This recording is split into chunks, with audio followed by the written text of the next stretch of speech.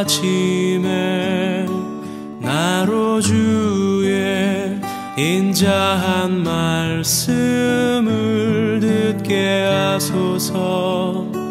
내가 주를 아모스 8장 12절에서 14절.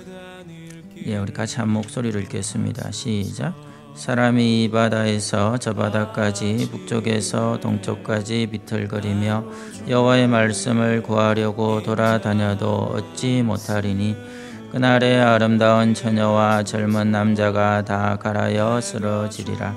사마리아에 제된 우상을 두고 맹세하여 이르기를 다나 내 신들이 살아있음을 두고 맹세하거나 하거나 브엘세바가 이하는 것이 살아있음을 두고 맹세하노라 하는 사람은 엎드러지고 다시 일어나지 못하리라. 아멘. 지난 시간에 말씀의 기갈이라는 제목으로 나누었고요. 거기서 중요한 것은 말씀은 우리에게 항상 들려져야 된다라는 사실이었습니다.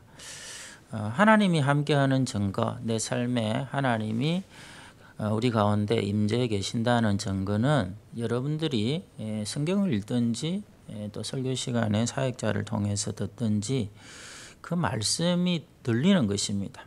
이거는 한국어가 들린다 이런 말이 아니라 나에게 주시는 하나님의 음성으로 들리면 놀라운 일이 벌어집니다. 모든 것이 새롭죠. 때로는 어려움이 와도 두렵지 않습니다. 문제를 새로운 각도에서 보게 됩니다. 일거수일투족을 인도하신다라는 것을 느끼게 되죠.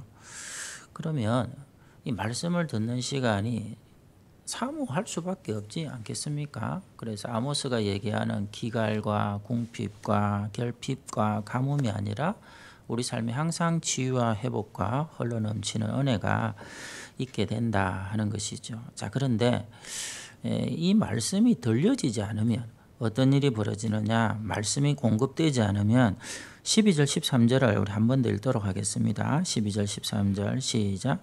사람이 이 바다에서 저 바다까지 북쪽에서 동쪽까지 비틀거리며 여호와의 말씀을 구하려고 돌아다녀도 얻지 못하리니 그날에 아름다운 처녀와 젊은 남자가 다 갈아여 쓰러지리라. 아멘. 이 말씀이 들리지 않으면 여기 보면 처녀와 젊은 남자, 쉽게 말해서 젊은이들이 다 지쳐 쓰러지고 힘이 하나도 없다. 청년들은 상징성이 뭡니까? 패기죠. 힘이 넘쳐야 됩니다. 어려움 있으면 부딪혀 보기도 하고 고난도 감수하려고 하고 고생은 사서도 한다 이런 말이 있지 않습니까? 근데 그러지 않으면 이 이유가 딴 데 있는 것이 아니라 교회 오면 예를 들어서 어르신들이 예를 들어서 잠이 많다 이러지만 청년들이 예배 시간에 막 졸고 늘 매가리가 없고 그러다가 또 라면 끓인다 이러면 갑자기 기가 번쩍해 가지고 쫓아다니고 이러면 예전에 한번 그러더라고. 하도 졸아서 제가 물어봤습니다. 늘 피곤하대요 청년 하나가. 그래서 왜 피곤한데? 이상하게 피곤하대요. 어제 몇 시간 잤냐더만 10시간 잤는데도 피곤한데요. 그런 놈은 몽둥이가 약입니다. 10시간 잤는데 피곤하다 소리하면 안 되죠. 자, 그런데 이 교회에 있어서 청년들, 청년들뿐만 아니라 성도들의 삶의 가운데 피곤하다, 힘들다, 깝깝하다 이렇게 되면 그 이유는 다른 이유가 하나도 없다 하는 것입니다.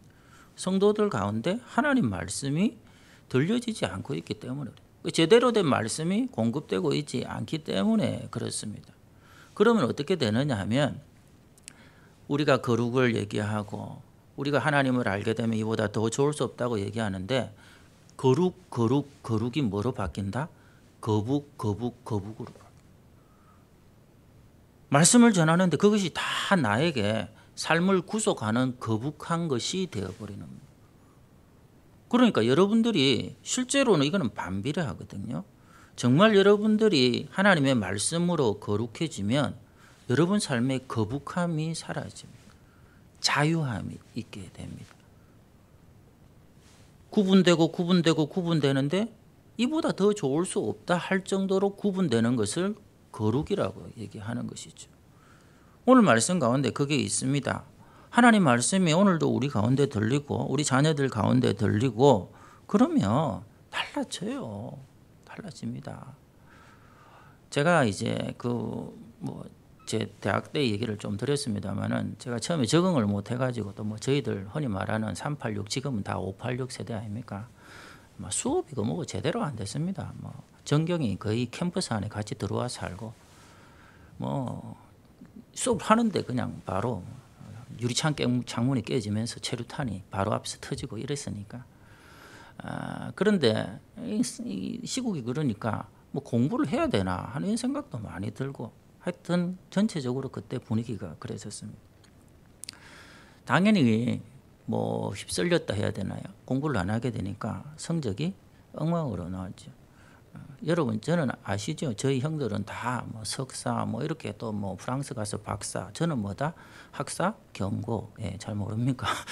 저는 학사 경고.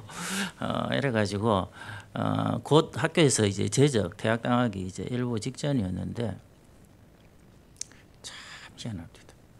모든 게 싫어요.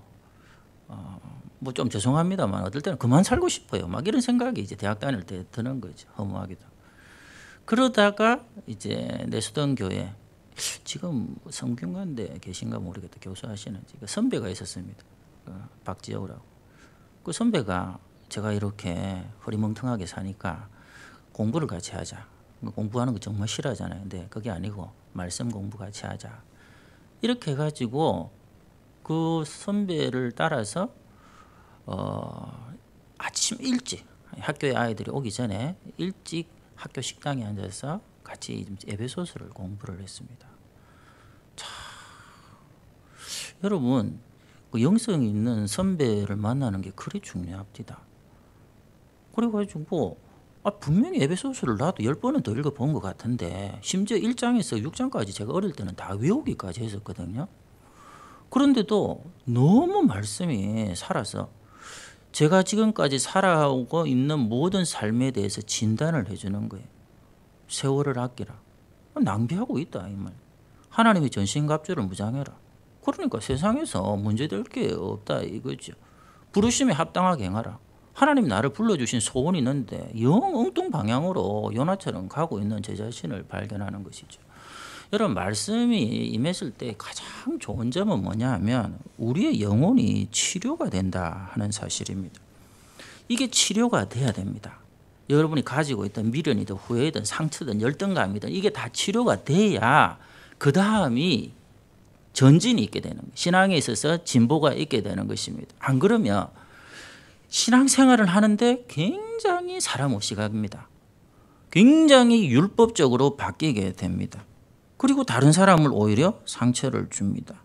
아주 이상한 신앙생활을 하게 되죠. 근데 말씀이 말씀되면 내 자신의 소중한 가치를 되찾고 또 하나님의 형상이 있는 누군가에 대해서 소중히 여길 줄 알아요. 그리고 인생에 새로운 도화지가 주어졌다 하는 그런 확신이 듭니다. 어제까지 빵점 아무 상관없어요. 5점, 10점 아무 상관없습니다. 오늘부터 100점짜리 인생. 100점 만점에 100점을 살아낼 수 있는 그런 용기와 소망이 생기게 되는 것이죠. 그렇게 해서 제 삶을 이렇게 돌아보니까 정말 힘이 생기더라고요.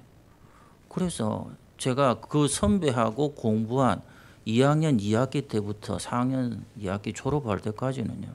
스트레이트로 올 A. 안 믿잖아요. 벌써 여러분들이. 여러분. 아니 학사 경고 먹던 친구가 친구들이 얘가 이거 어찌 된 거지 이거 모르죠. 본인들은. 나는 알지. 알 사람이 없도다. 나는 다 알지. 말씀을 에베소서 말씀을 배우는데 사람이 너무 좋은 거예요. 행복한 거예요. 학교 생활도. 이유가 있는 것입니다. 내가 이 학교에 있는 이유가. 사랑하는 성도님들 말씀 한마디로 결판이 납니다.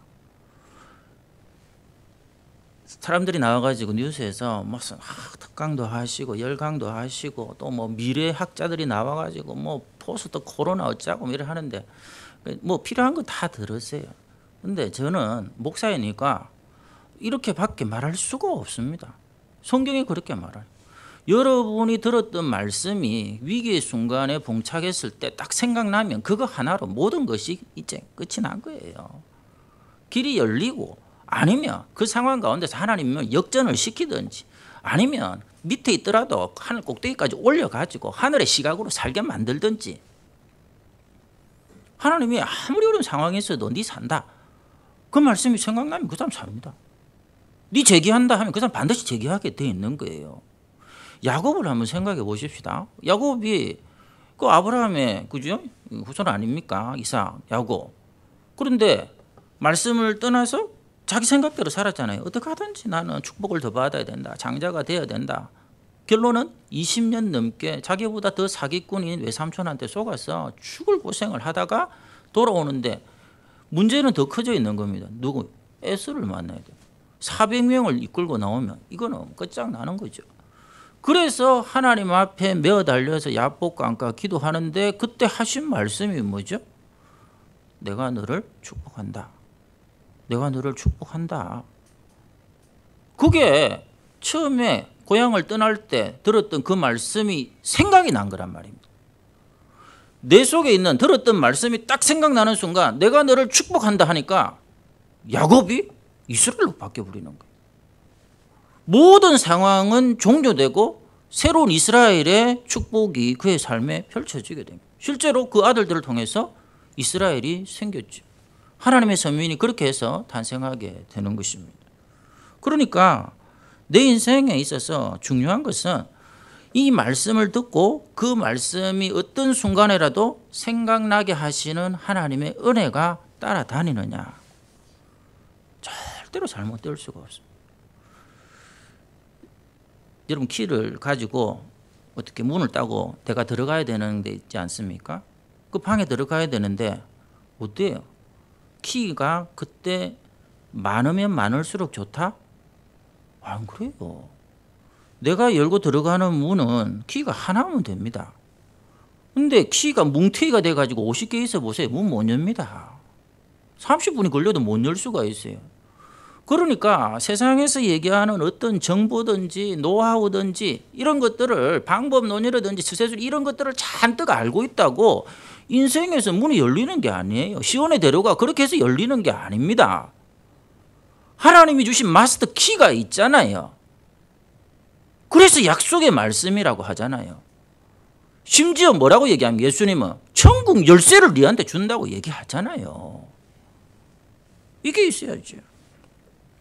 그렇다면 이 말씀이 들리는 경우에 우리의 삶은 어떻게 달라질까? 뭐 많은 경우가 있습니다만은 저는 결국은 들었던 말씀을 나누는 자로 살아가는 것이 아주 중요한 한 삶의 양태다 이렇게 생각을 합니다. 쉽게 말해서 죽어가는 영혼 살리는데 관심 우리가 이제 가져야 되죠. 어제 이제 우리 사역자들하고 이런저런 회의를 좀 오래 하고 또 교제를 하면서 지금 문제가 뭐냐면 이 코로나는 진짜 이 바이러스하고 싸움이지만 정말 영적인 싸움입니다. 어떤 문제가 지금 발생하고 있는지 어제 이제 들었는데 여러분 보시다시피 지금 이제 수도권 쪽에서는 이제 교회를 중심으로 또 무슨 이렇게 선교 단체 때문에 이제 뭐 코로나가 한대 가지고 어제 뉴스는 제가 한 2군데 봤는데 전부 다 그거를 다루더라고요. 교회가 이게 지금 좀 이렇게 유발 요인이 되고 있다는데 마음이 참 안타깝습니다. 막 그 자초지정은 모르겠지만 자 그렇게 됐을 때 지금 심각한 문제가 뭐냐 하면 여러분 청년들이 그래도 이제는 우리 한국교회에서 허리 역할도 하고 그 청년들이 하나님의 은혜를 체험하고 때로는 전문인으로서 아니면 풀타임 선교사로서 이래가지고 하나님 나라를 섬겨야 되는데 선교단체가 예를 들어가지고 30개가 있다고 칩시다. 대한민국에. 그러면 30개 선교단체가 뭘 하느냐 하면 1년 농사를 3월 달에 다 합니다. 그러니까 신입생들이 딱 들어오지 않습니까? 그러면 3월 달에 예를 들어 서울에 있는 사람들은 지방에 올라온 사람들을 중심으로 해가지고 선교단체가 구성되고 아니면 또 지방에 있는 교회들은 교회대로 올라온 신입생들을 중심으로 선교단체가 구성이 되면서 거기가 이제는 기초가 쌓이면서 여기서부터 시작해가지고 선교 열정을 품고 또 이 청년 사역을 하는 지도자들을 통해 가지고 선교 한국이라는 대회를 하면 때로는 수백 명, 수천 명이 선교사로도 헌신할 수도 있고 아니면 각 교회에서 주일학교든지 뭐 섬김의 삶을 이렇게 살아갈 수가 있는데 올 스톱이 코로나로 인해서 대한민국 전국에 있는 모든 대학 캠퍼스의 선교 단체가 올 스톱이. 제가 어제 우리 그 간사 출신 강도사님한테 그 얘기를 듣고 정말 마음이 무너지는 것 같습니다. 그 정도로까지는 생각 안 했거든요. 그러니까 여러분 이 문제는 두고 우리가 진짜 싸움을 하듯이 약복강가에서 하나님 이 민족을 긍휼히 여겨주시고 우리 청년들을 살려주시고 우리 다음 세대를 위해서 하나님께서 이걸 속히 해결해 달라고 그렇게 해서 오늘 여러분 내가 너를 이스라엘을 대한민국을 축복하노라 이 얘기를 듣고 우리가 기도를 마쳐야 되지 않겠는가 싶어요. 관심 가져야 됩니다. 지금 뭐 사는 게 그런데 뭐 방에 있고 또 나가면 안 되고 나가면 안 되기는 뭘 안 돼요. 제가 운동하다가 커피숍 들어가 보니까요. 낑겨 죽는 줄 알았습니다. 사람들이 얼마나 많은데 무슨 거리두기 그런 소리를 하고 앉아 있어요. 물론 하긴 해야 됩니다. 조심해야 됩니다. 또 제 얘기 듣고 또 마스크 풀고 돌아다니다가 우리 목사님이 그랬다 이러면 나도 뭐 장담 못해. 몇 년 전이죠? 그 흑산도 조기 때가 이렇게 출연을 했었죠. 기억 안 납니까? 35년 만에 이게 풍어가 된 거예요. 엄청난 의장이 형성됐습니다. 그래서 그때 이제 나오시던 그 어부라고 해야 되죠. 그분들 말씀이 그 주민들이 물반 조기반이에요. 물반 조기반 너무 좋아하더라고요. 들어오면서 막 인터뷰하는데 오늘 2억, 어떤 배는 3억. 와, 그 냄새를 누가 맡지요? 어찌 알았지? 중국에서 맡은 거예요. 중국에서. 그래가지고 그 뉴스가 나가고 이틀이 안 돼서 중국 어선이 여러분 천척이 몰려와요. 천척이에요. 천척이 몰려와가지고 우리도 잡겠다고 막 거기서 시위를 하는데 제가 딱 봤을 때 이거 완전히 명랑해전에 이순신 장군이 다시 살아나야 돼요. 이거 해결이 안 돼요. 쟤들 다 쫓아내려고 하면. 참, 여러분 고기가 있으면요. 그렇게 사람들의 관심이 몰립니다. 사람 낚는 어부라며.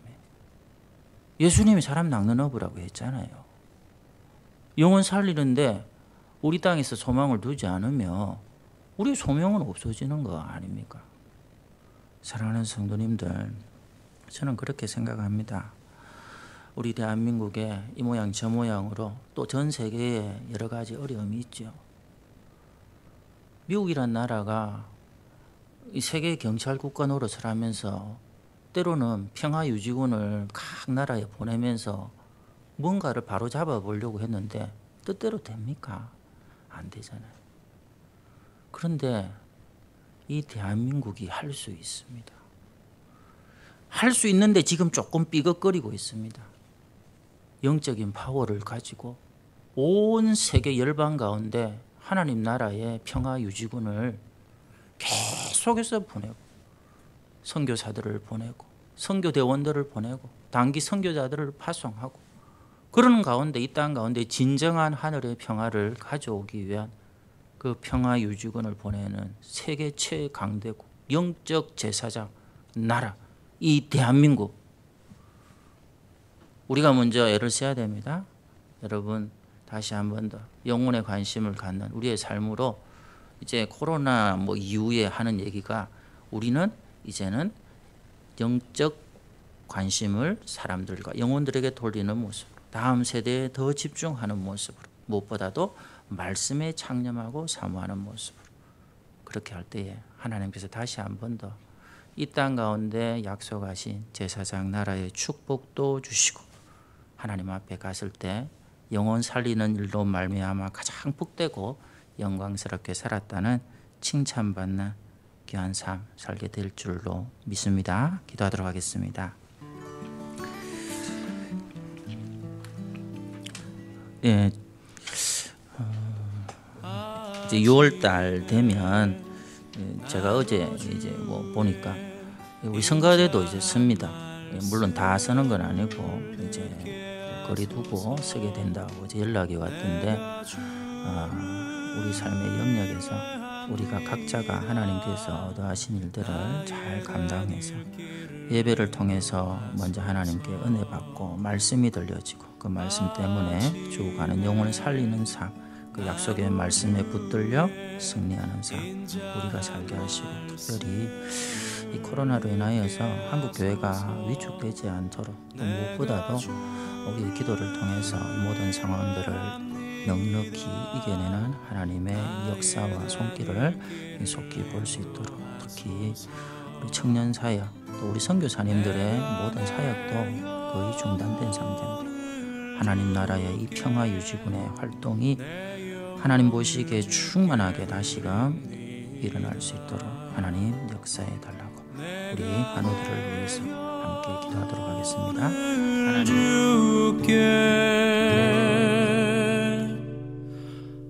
내 영혼을 주께 드리